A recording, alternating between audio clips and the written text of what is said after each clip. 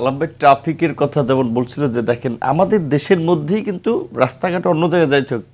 ক্যান্টনমেন্টে আমার মনে হয় যে সালাম ভাই ড্রাইভারও বেল্ট পরে ফেলায়, কারণ চিন্তা করে অযথা আর্মির লোক থামাইতে পারে, একটা সমস্যা হইতে পারে, সিনিয়র লিডার সে গাড়িতে আছে তার জন্য এমব্রেসিং হয়। তো আমাদের দেশের মধ্যেই ক্যান্টনমেন্টে কিন্তু রুলস রেগুলেশন আবার ফলো করতেছে এই আমাদের লোকেরা বা আমরাও গেলে, জি বাইরে সেটা ওইভাবে ফলো করতেছে না।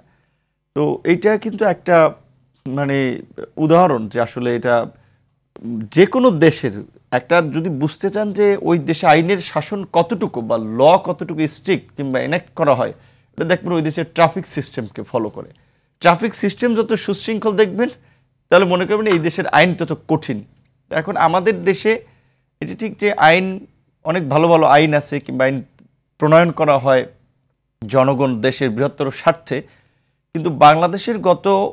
আমাদের দেখা মতে 5 দশকের যেই সমস্ত সরকারগুলোই ক্ষমতায় ছিল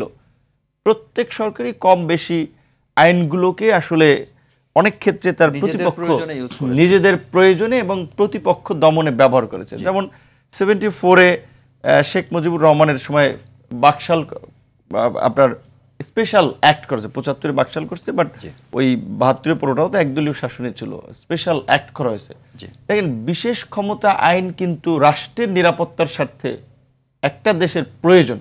এখন আমরা যদি শুধু পপুলিস্ট আইডিয়া থেকে ধরেন সস্তা জনপ্রিয়তার জায়গা থেকে বলি না এগুলো চলবে না, কোনো নজরদারি চলবে না,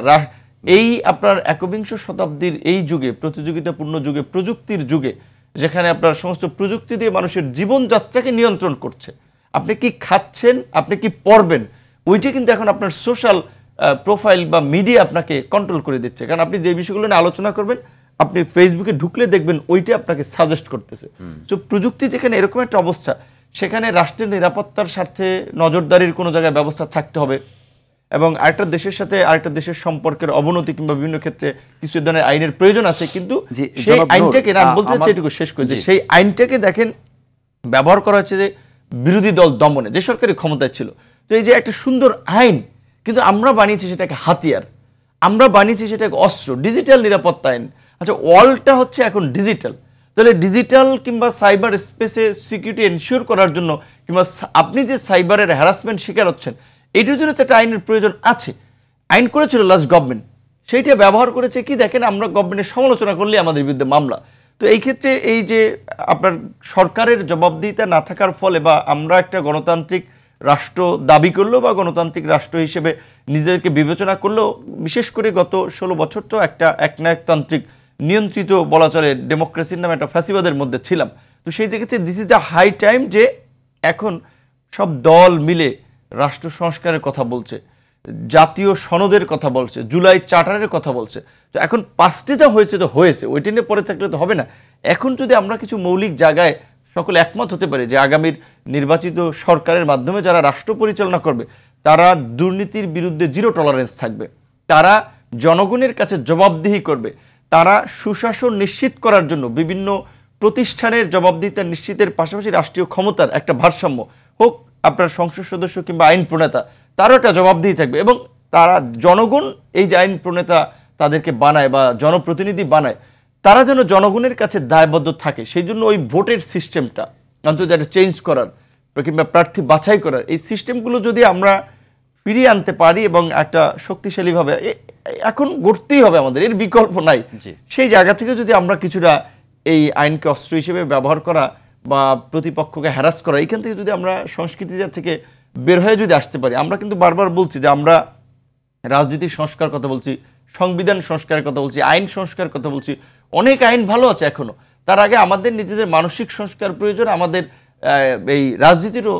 আপনার সংস্কৃতি। আমি একটু অ্যাড করতে চাচ্ছি, আমার প্রশ্নটা বেসিক্যালি ছিল যে দুদক দুর্নীতি দমন কমিশনকে যে হাতিয়ার হিসেবে ব্যবহার করছে এখানে প্রত্যাশিত ভূমিকা তারা রাখতে পারছে না, তো এই জায়গাটায় দুদককে আরো বেশি শক্তিশালী করার জন্য স্পেসিফিক্যালি আপনার কি পরামর্শ রয়েছে?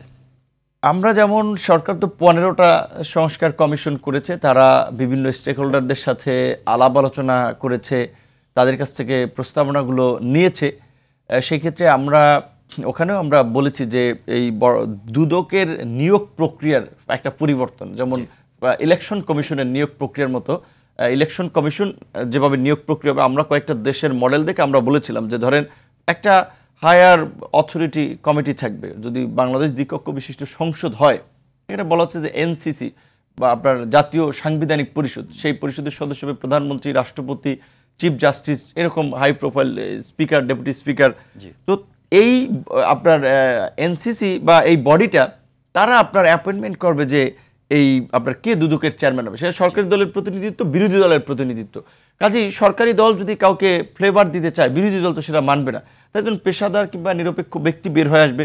এছাড়া যদি আমরা আপনার উন্নত বিশ্বগুলোতে যেভাবে করে আমরা সার্কুলার করে দেবো যে দুদকের এই পরিচালক কিংবা আপনার চেয়ারম্যান হিসেবে সরকার নিয়োগের জন্য বিজ্ঞপ্তি দেবে, সেখানে পাবলিকলি তাদের বিরুদ্ধে শুনানি হবে যে অমুককে সরকার এই 5 জন ব্যক্তিকে দুদকের আপনার চেয়ারম্যান এবং এই 10 জনকে দুদকের পরিচালক হিসেবে আপনার সিদ্ধান্ত নিয়েছে, আপনাদের এদের বিরুদ্ধে কোনো আপত্তি আছে কিনা। তাহলে পাবলিক শুনানির মাধ্যমে এই সমস্ত গুরুত্বপূর্ণ পদগুলোতে যদি নেওয়া যায়, তাহলে কিন্তু 2 নম্বর লোক আসার সুযোগ নেই, আর তার 2 নম্বরই করারও সুযোগ নেই। এবং এখানে রাজনীতিবিদদের, রাজনৈতিক দলগুলোর তো অবশ্যই একটা বড় ধরনের সদিচ্ছার প্রয়োজন আছে, তারা এটা ইমপ্লিমেন্ট করবে কিনা। জি জি জি, খুব সুন্দর প্রস্তাব, ধন্যবাদ জনাব নূর। আমি আসছি আবার আপনার কাছে।